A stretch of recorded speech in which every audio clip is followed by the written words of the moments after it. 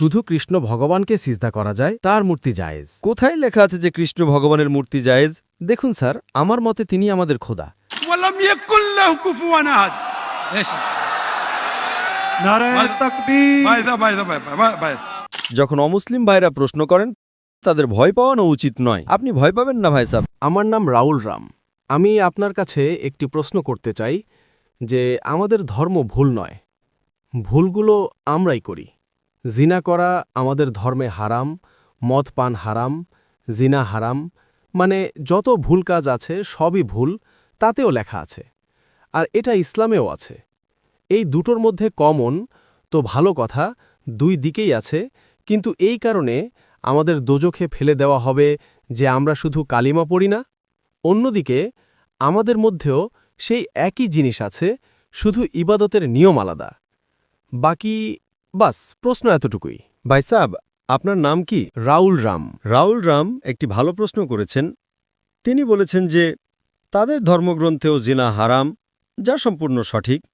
তাদের ধর্মে মদপান হারাম বলা হয়েছে, তাও সঠিক।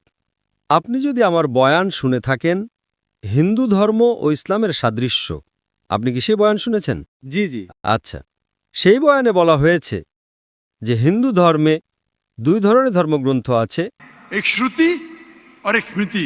শ্রুতি মানে সেই গ্রন্থ যা ঈশ্বরের কাছ থেকে এসেছে, ঈশ্বরের কাছ থেকে।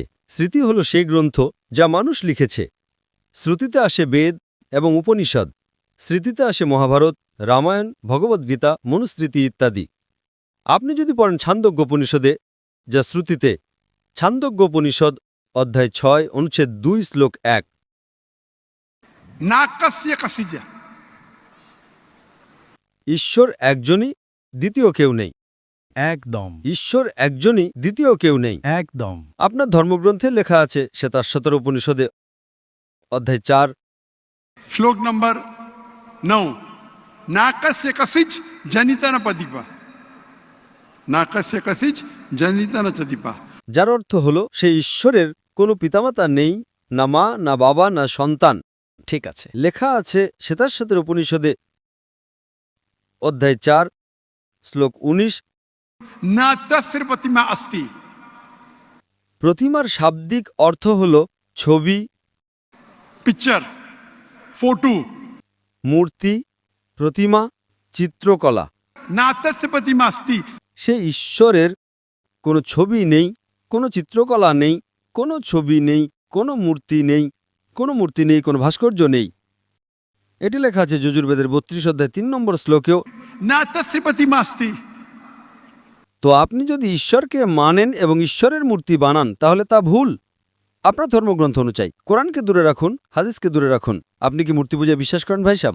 আমি তো শুধু কৃষ্ণ ভগবানের মূর্তিতে বিশ্বাস করি। অন্য দেবতা আছেন, কিন্তু তাদেরকে সিজদা করা যাবে না। শুধু কৃষ্ণ ভগবানকে সিজদা করা যায়, তার মূর্তি জায়েজ। কোথায় লেখা আছে যে কৃষ্ণ ভগবানের মূর্তি জায়েজ? কোথায় লেখা আছে? দেখুন স্যার, আমার মতে তিনি আমাদের খোদা। তাই আমিও আল্লাহকে মানি, কিন্তু আল্লাহর মূর্তি বানানো যাবে না, তবুও আমি আল্লাহকে মানি। যদি আল্লাহর মূর্তি বানানো যায়, তবে তিনি আল্লাহই নন। ওয়ালাম ইয়াকুল লাহু কুফুয়ান আহাদ। নারায়ে তাকবীর। ভাই আমাদের অমুসলিম ভাই আমার কাছে প্রশ্ন করছেন। তাকবীর ভালো কথা, কিন্তু এখন প্রশ্ন উত্তর চলছে।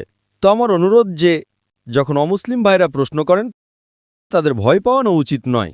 তাদের মনে হওয়া উচিত যে আমরা পারস্পরিক ভ্রাতৃত্ব রাখি। সঠিক। তাদের ভয় পাওয়ানো উচিত নয়, যদিও তারা ভয় পান না, মাশাল্লাহ। কিন্তু আপনারা এমন কিছু করবেন না যাতে তারা ভয় পেয়ে যায়। না না আপনি ভয় পাবেন না ভাই সাহেব, এরা শুধু তাকবীর দিচ্ছে।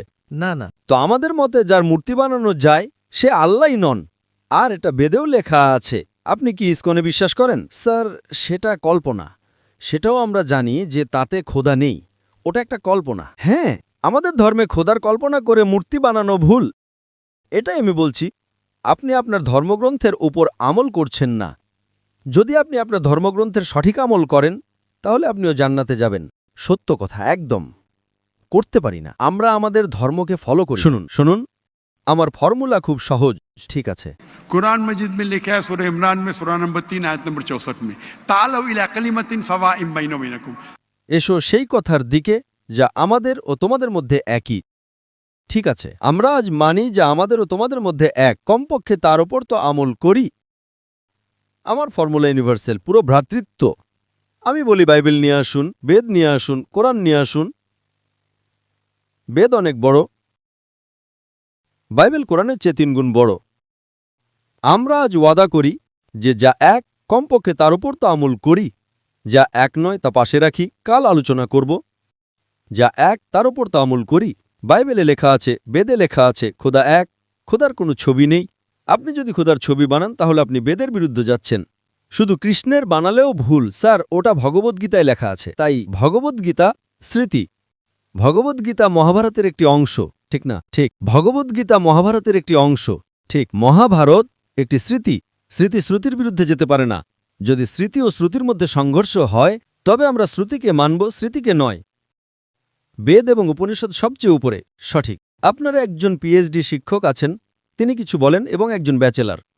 এখন আপনি পিএইচডিওয়ালা ওস্তাদের কথা মানবেন নাকি ব্যাচেলার ডিগ্রিওয়ালা ওস্তাদের কথা মানবেন? কার কথা মানবেন? কোন ওস্তাদের কথা মানবেন? PhD sir. তো আপনার পিএইচডি হলো বেদ, সঠিক। তাহলে আপনি যদি মূর্তি পূজা ছেড়ে দেন, আপনার ধর্মগ্রন্থে লেখা আছে যে একজন শেষ নবী আসবেন, এবং যদি বেদ পড়েন অথবা পুরাণ, তার মধ্যে অনেক জায়গায় লেখা আছে যে শেষ নবী হলেন মোহাম্মদ সাল্লাল্লাহু আলাইহি সাল্লাম। আপনি যদি কলকি পুরাণ পড়েন, ভবিষ্য পুরাণও আছে, কলকি পুরাণ, এবং আপনি আমার বয়ান শুনলে, একটি বয়ান আছে আমার, মোহাম্মদ সাল্লাল্লাহু আলাইহি সাল্লামের উল্লেখ হিন্দু ধর্মগ্রন্থে। সময় কম, তাই শুধু ছোট একটি পয়েন্ট বলবো। আপনি যদি কলকি পুরাণ পড়েন, श्लोक नंबर 5, 7, 11, 15, 17 তাতে লেখা আছে যে একজন অবতার আসবেন, आखिरी अवतार आएंगे जिसके वालिद का नाम है विष्णु यास। বিষ্ণু মানে ঈশ্বর, জি জি। ইয়শ মানে তার বান্দা, তার সেবক। আরবিতে অনুবাদ করলে তা হয় আব্দুল্লাহ। শেষ নবী আসবেন যার পিতার নাম আব্দুল্লাহ, তার মায়ের নাম সুমতি। সুমতি সংস্কৃত মানে শান্তি, শান্তি। আরবিতে বললে আমিনা। মোহাম্মদ সাল্লাল্লাহু আলাইহি ওয়াসাল্লামের মায়ের নাম ছিল আমিনা। তিনি জন্ম নেবেন একটি শান্তির শহরে, মক্কায়। সেই শহরে নেতার গোত্রে জন্ম নেবেন, কুরাইশ গোত্রে। তার 4 জন ঘনিষ্ঠ বন্ধু থাকবেন। কথা হচ্ছে খোলাফায়ে রাশিদিনের। আর মোহাম্মদ সাল্লাল্লাহু আলাইহি ওয়াসাল্লামের উল্লেখ তা অনেক দীর্ঘ, 2 ঘন্টার বয়ান দিতে পারি আমি। ঠিক আছে, তো আপনি যদি আপনার ধর্মগ্রন্থে বিশ্বাস করেন তাহলে আপনাকে মানতে হবে যে শেষ নবী হলেন মোহাম্মদ সাল্লাল্লাহু আলাইহি ওয়াসাল্লাম। আপনি কি মানেন যে শেষ নবী মোহাম্মদ সাল্লাল্লাহু আলাইহি ওয়াসাল্লাম? স্যার, আমি পড়িনি, আমি এখনও সঠিকভাবে পড়িনি, তাই আমি জানি না তাতে কি লেখা আছে। পড়েননি তো ভুল কার, আমার না আপনার? কিন্তু আমাদের এখানে কোটি কোটি লোক আছে যারা আমাদের ধর্মকে ফলো করে না, তাই। হিন্দুস্থানে যখন আমার বয়ান হয় জি, তখন হিন্দুদের ভিড় এখানকার চেয়ে বেশি হয়। দেখেছি। 5 লাখ, 10 লাখ, 25%, 20% অমুসলিম থাকে, 20% হিন্দু থাকে। তো 10 লাখের 20% কত হয়? 2 লাখ। এটা তো 2 লাখের ভিড় নয়, তাই না? কারণ হিন্দুস্থানীরা আমাকে অনেক ভালোবাসে। জি, এবং অমুসলিমরাও ভালোবাসে। এই পলিটিশিয়ানরাই সমস্যা করে, ভোট ব্যাংকের সমস্যা। তারা ভাবে যে আমরা তো হেরে যাব এখন। হিন্দুরা যখন আমার বয়ান শুনে তখন বলে যে 2 ঘন্টায় আমরা যা শিখেছি তা আমরা 40 বছরও জানতাম না। ঠিক আছে। তো আমি আপনাকে এখন প্রমাণ দিলাম, রেফারেন্সের সাথে আপনার ধর্মগ্রন্থের প্রমাণ দিলাম। तो आप अगर सच्चे हिंदू हैं তাহলে আপনাকে মানতে হবে যে ঈশ্বর একজন, সেই ঈশ্বরের মূর্তি নেই, তার শেষ নবী হলেন মোহাম্মদ সাল্লাল্লাহু আলাইহি ওয়াসাল্লাম। এখন কি আপনি আপনার ধর্মগ্রন্থের উপর আমল করবেন? জি, করব। যে জিনিসটা কমপক্ষে তার উপর তো আমল করুন। যা সংঘর্ষতা পড়ে, আমি এগুলো জানি, আমি বয়ান দিয়েছি। এতে লেখা আছে যে হিন্দু ধর্মগ্রন্থে মদপান হারাম, কোরআনে লেখা আছে। সঠিক, আপনার ধর্মগ্রন্থে এটাও লেখা আছে যে শূকরের মাংস খাওয়া হারাম। সঠিক। তাহলে আপনার ধর্মগ্রন্থ কোরআনের চেয়েও কঠোর। তাতে লেখা আছে যে যদি আপনি শূকরের মাংস বিক্রি করেন তাহলে পা এবং হাত, উল্টো পা এবং উল্টো হাত কাটতে হবে। এটা কোনো হাদিসে লেখা নেই, কোরআনেও লেখা নেই। আপনার ধর্মগ্রন্থ মনুস্মৃতিতে লেখা আছে যে আপনার উল্টো হাত ও উল্টো পা কাটতে হবে যদি সে শূকরের মাংস বিক্রি করে। সঠিক। তাহলে আপনি যদি সত্যিকারের হিন্দু হন, আপনার ধর্মগ্রন্থ পড়েন।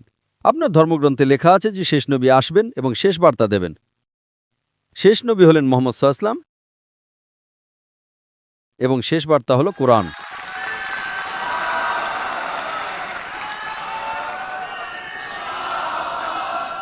যদি